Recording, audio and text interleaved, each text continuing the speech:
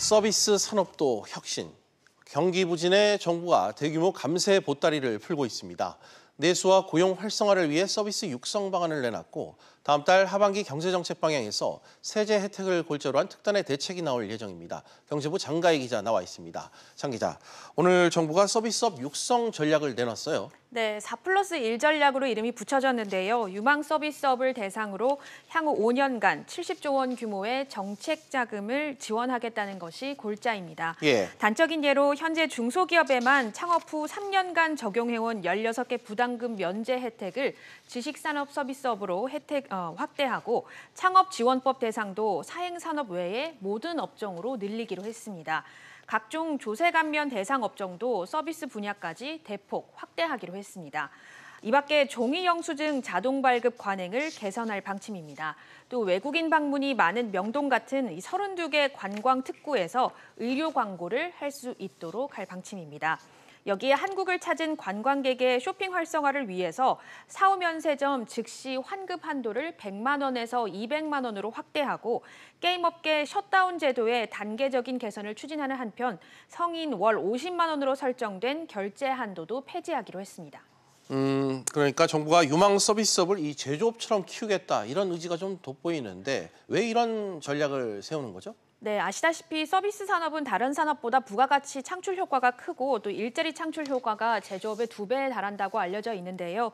우리나라 서비스 산업의 부가가치와 고용 비중은 주요 선진국보다는 낮은 상황입니다. 서비스업 활성화를 통해서 일자리도 늘리고 내수도 살리겠다는 게 이번 정부의 구상입니다.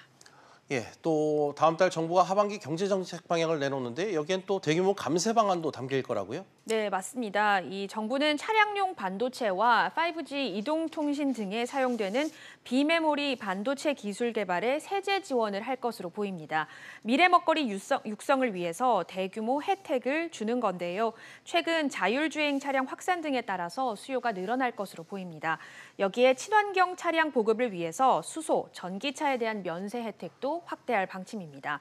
홍남기 경제부총리는 노후 자동차의 폐차 지원 방안도 검토한다고 했는데 현재 구입한 지 10년이 넘은 노후 경유차를 폐차하고 새 차를 살 때 개소세를 70%까지 깎아주던 제도가 연장될 것으로 보입니다.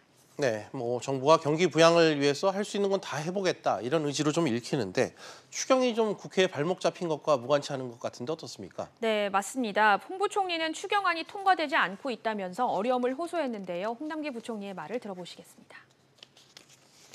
달 초에라도 추경안이 확정된다면 정부는 3, 4분기 내에 추경 예산의 70% 이상을 집행할 수 있도록 철저히 준비하겠습니다. 당량을 떠나 추경안 통과는 더 이상 믿을 수 없는 시급한 과제입니다.